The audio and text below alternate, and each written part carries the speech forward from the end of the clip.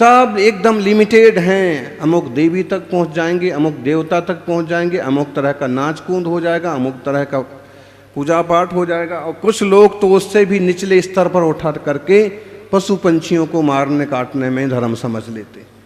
कहीं है ही नहीं धर्म नाम की चीज। या तो शुभ में रम रहे हैं या फिर शरीर की मौज मस्ती को धर्म मान लिया। धर्म हृदय की शुद्धता। धर्म क्या है? धर्म ना हिंदू बुद्ध है, धर्म ना हिंदू सिख है, धर्म ना मुस्लिम जैन। धर्म हृदय की शुद्धता, करुणा, शांति, प्रेम, आत्मज्ञान। अभी संसारिणो मुक्ताश्च जो सूत्र है, इसकी टीका में सर्वार्थ सिद्धि में 5 प्रकार के संसार की चर्चा की। ये ऐसा विषय है कि इसे मूलाचार में भी लिया, मूलाराधना में भी लिया, सर्वार्थ सिद्धि में भी, तत्वार्थ राजवार्तिक में भी, कार्तिकीय अनुप्रेक्षा में भी, जितने महत्वपूर्ण प्राचीन बड़े ग्रंथ हैं, धवला जी में भी 5 प्रकार का संसार।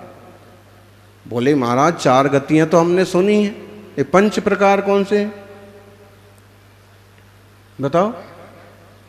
जिसको समझना ज्ञानी बहुत जरूरी है। ये बात अगर ध्यान में आएगी तो जीवन में बहुत शांति आएगी, बहुत लालच खत्म होगा। कौन सा 5 प्रकार है? चहुं गति दुख जीव भरे हैं, परिवर्तन 5 करे हैं। कौन से 5 परिवर्तन हैं? द्रव्य, क्षेत्र, काल, भाव और भाव। द्रव्य, क्षेत्र, काल, भाव और भाव, 5 परावर्तन। इनको ही 5 परावर्तन भी बोलते हैं, इनको ही 5 परिवर्तन भी बोलते हैं। परिवर्तन मतलब चेंजिंग, लगातार। और जब इनका स्वरूप देखते हैं, स्वरूप पढ़ते हैं तो आंखें फट जाती हैं। ऐसा है। इस अपार संसार में शरण नाही प्रभु कोय, याते तुम पद भक्त को। ये द्रव्य परिवर्तन मतलब क्या? द्रव्य परावर्तन मतलब क्या है? ये जो कर्म और नो कर्म का द्रव्य है ना, ये द्रव्य परावर्तन। अष्ट द्रव्य का द्रव्य परावर्तन नहीं। ये वाला द्रव्य बदल दिया, अब दूसरा वाला द्रव्य ले लिया। पहले ऐसे द्रव्य से पूजा करते थे, अब ऐसे द्रव्य से पूजा कर रहे। ये वाला द्रव्य नहीं, ये बहुत मामूली चीज है। इन्हीं द्रव्यों को लेकर के लोग अपना द्रव्य स्वभाव भूल जाते हैं। पंडित जी, पूजा के द्रव्यों को लेकर के लोग अपना द्रव्य स्वभाव भूल जाते हैं। और तेने ये कैसे चढ़ा दिया? अरे वो बहुत मामूली चीज है, बहुत मामूली सी क्रिया है वो। उसमें तो जैसे रुचि लग जाए, जिसमें आनंद आ जाए। लेकिन बात यह है कि कर्म द्रव्य और नो कर्म द्रव्य। कर्म द्रव्य परावर्तन भी, नो कर्म द्रव्य परावर्तन भी। अर्ध पुद्गल परावर्तन किसे कहते हैं? एक बार सम्यक दर्शन हो जाए तो जीव जो है ज्यादा से ज्यादा अर्ध पुद्गल परावर्तन तक भटकेगा, उसके बाद वो मोक्ष चला जाएगा। लेकिन अर्ध पुद्गल परावर्तन किसे कहते हैं? ये भाई 5 परावर्तन तो सुन लिए, द्रव्य, क्षेत्र, काल, भाव, भाव। अब अर्ध का मतलब क्या हुआ? 2.5। इसको आधा कर देना? नहीं, अर्ध का मतलब है पहला परावर्तन, द्रव्य परावर्तन। द्रव्य परावर्तन के 2 भेद, कर्म परावर्तन, नो कर्म परावर्तन। द्रव्य परावर्तन का, इसका दोनों का जितना टोटल काल है उसका आधा काल कहलाएगा अर्ध पुद्गल परावर्तन। अर्ध पुद्गल परावर्तन मतलब कितना लंबा समय हो गया बताइए माताओं? अपन को तो आधे घंटे, घंटे भर बैठने में ही कभी कभी विकल्प होने लगता, कितना समय निकल गया। लेकिन ये अर्ध पुद्गल परावर्तन केवल ज्ञान का विषय है, हमारे और आपके ज्ञान का विषय भी नहीं है। ये केवल ज्ञान का विषय है का मतलब है ये अनंत काल है। या आजकल तो वो क्या होता है कि वो एक दूसरे को उंगली करते हैं, तूने ऐसे पूजा की, तू मिथ्या दृष्टि। सम्यक दृष्टि का इतना पहले गिरा हुआ मार्केट नहीं था, बहुत ज्यादा मंदी चल रही है आजकल। जिसको बनना है जरा सा पूजा में फेरफार कर लो, सम्यक दृष्टि बन गए। इससे कुछ नहीं होता है। जब तक भीतर से फेरफार नहीं होता है तब तक सम्यक दर्शन प्राप्त नहीं होता है। बाहर में तो थोड़ा सा ऊंचा नीचा चल जाएगा, लेकिन भीतर तो उसकी जो 7 प्रकृतियों का उपसम 6 उपसम है, भीतर तो उपसम भाव है, आस्तिक अनुकंपा वगैरह है। वो जब भीतर से बाहर झलकने लगेंगे, कर्मों का उपशमन वगैरह होगा, तो सम्यक दर्शन होगा, तो जाके अर्ध पुद्गल परावर्तन वाली गारंटी जी है, अरहंत की गारंटी। हमारी तुम्हारी गारंटी से कभी होने वाला नहीं। बोले आप जो है इस चीज का निर्माण करवा दो, आपका मोक्ष पक्का। भाई मोक्ष पक्का नहीं है। मंदिर जी का निर्माण करवा दिया तो भी गारंटी नहीं दे सकते मोक्ष पक्के की। सोने का छत्तर लगवा दिया तो भी मोक्ष की गारंटी जैन धर्म जिन शासन तो नहीं देता। लेकिन ये पक्का है कि अगर भक्ति भाव पूर्वक प्रभु को क्षत्र अर्पण किया, ऊंचे आसन पर विराजमान किया, तो निश्चित रूप से कहीं ना कहीं आपके भीतर सम्यक दर्शन के बीज हैं और उसके बल पर आप मोक्ष प्राप्त करेंगे। कारण का कारण। तो द्रव्य परावर्तन को छोटा मत समझिए। द्रव्य परावर्तन मतलब अनंत काल बीत जाएगा। ये जो शरीर पाया है, ऐसे शरीर जब फिर से मिलें, कर्म जो कर्म हमने आज आश्रव बंध किए हैं, वही तरह के कर्म परमाणु, जितने सारे कर्म परमाणु कर्म स्कंध हैं, वो सब भोगना, वो सब प्राप्त करके निर्जरा करना। जो नहीं प्राप्त किए हैं उन्हें प्राप्त करके निर्जरा करना। जो मिश्र रूप पुद्गल कर्म परमाणु हैं उन्हें आश्रव बंद करके भोगना, निर्जरा करना। ये सब इसमें अनंत काल जाता है। ऐसे ही नो कर्म। क्या सोचते हो कि ऐसा सुंदर शरीर हमें पहले नहीं मिला था? ऐसे गोरा गोरा शरीर, ऐसे लंबे लंबे बाल नहीं मिले थे पहले? कुछ लोगों को देखो ऐसे मोही होते हैं कि एक एक बाल को बिल्कुल बालक की तरह संभालते रहते। बताइए कि हैं? अरे बालों की फिक्र करने वालों, जो ज़्यादा बालों की फिक्र करते हैं वो भालू बन जाते हैं। बाल ही बाल मिलते हैं पूरे शरीर पर। और ऐसे जो केस लॉन्च करते हैं, बालों की फिक्र नहीं करते हैं, वो बाल बाल दशा से निकल करके अरहंत दशा तक पहुंच जाते हैं।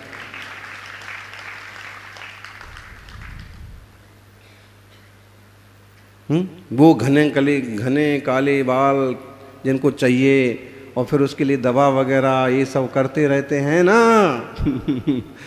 तो उनको अगर इसी में आयु बंद हो गया तो घने और काले बाल मिलेंगे एकदम। और पर्याय कौन सी मिलेगी बताओ? है सबसे ज्यादा घने काले और लंबे बाल किसके होते? या तो भालू के, या वो हिमालय में होने वाला याक भैंसा। इतना ज्यादा क्या चीज का लालच करते हो? प्राकृतिक रहो ना, सहज रहो ना। ठीक है, थोड़ा बहुत श्रृंगार कर लिया ठीक है। वो नकली तक लगा के आ जाते। अच्छा नकली लगा के आए हो ठीक है, बाहर खड़े रहो वहां तक तो ठीक है, चौके के अंदर भी आ जाते तो भाई चौके में नकली नहीं चलेगा। ये नकली में से इतना सा असल में अंजुली में आ गया ना तो पूरा अंतराय हो जाएगा। बाल को केस को मल मानते हैं मुनिराज, इसलिए अंतराय करते हैं।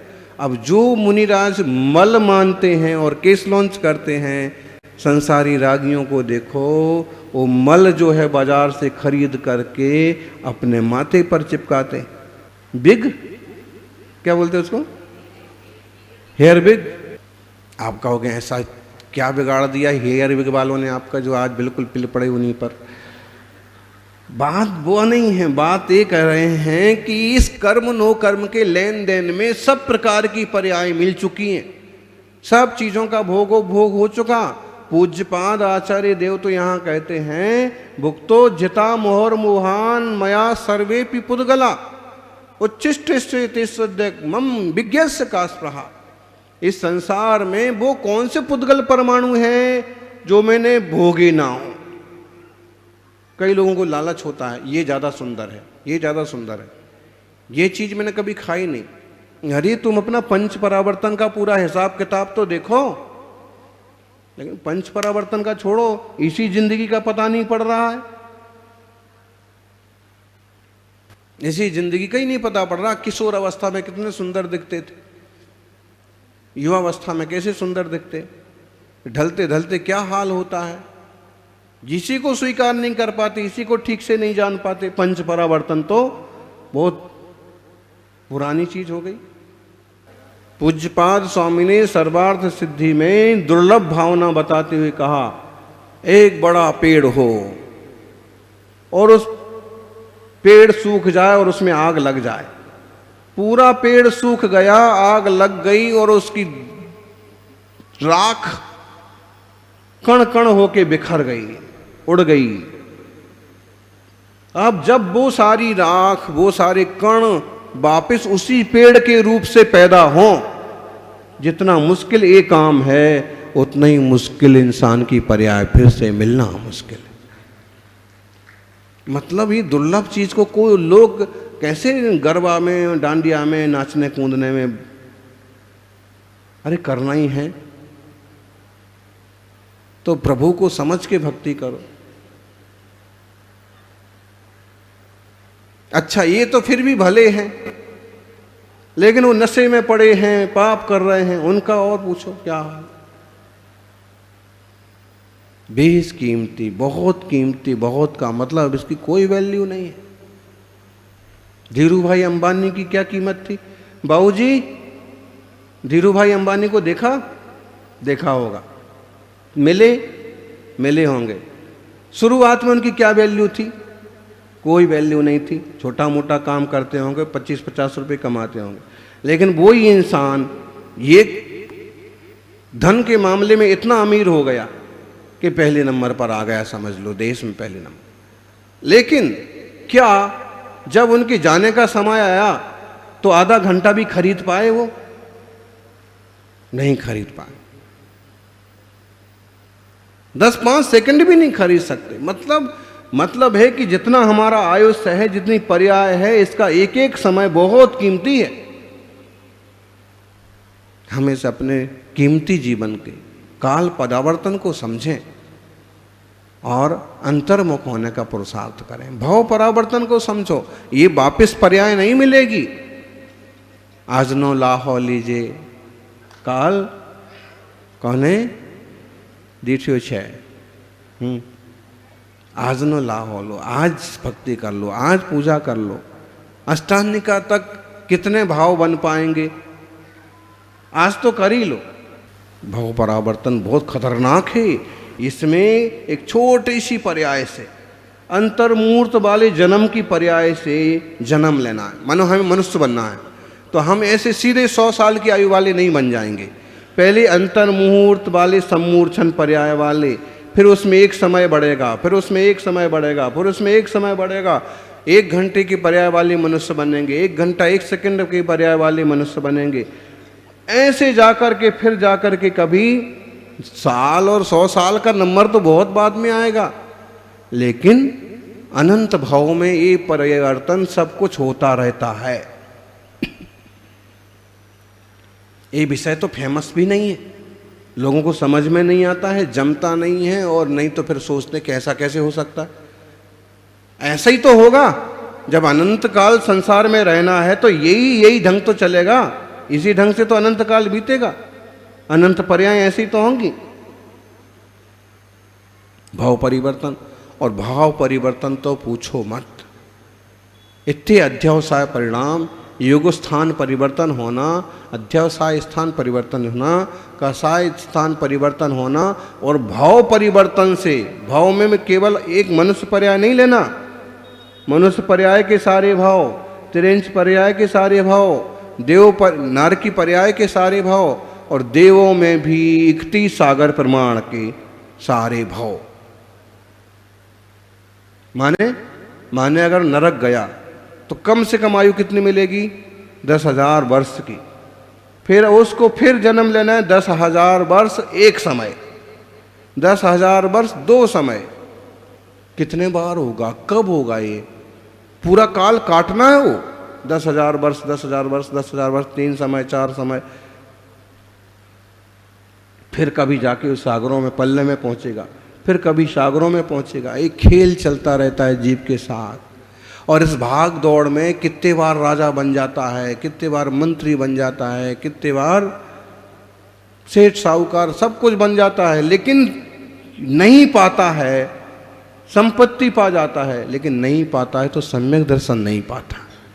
बस इस खोट के कारण से ये पंच परावर्तन चलते रहते हैं। ज्ञानी चक्रवर्ती उसका नाम नहीं है जो चक्कर लगाता रहता है, चक्रवर्ती तो उसका नाम है जो इस भाव के बाद चक्कर लगाने का अभाव कर देता है।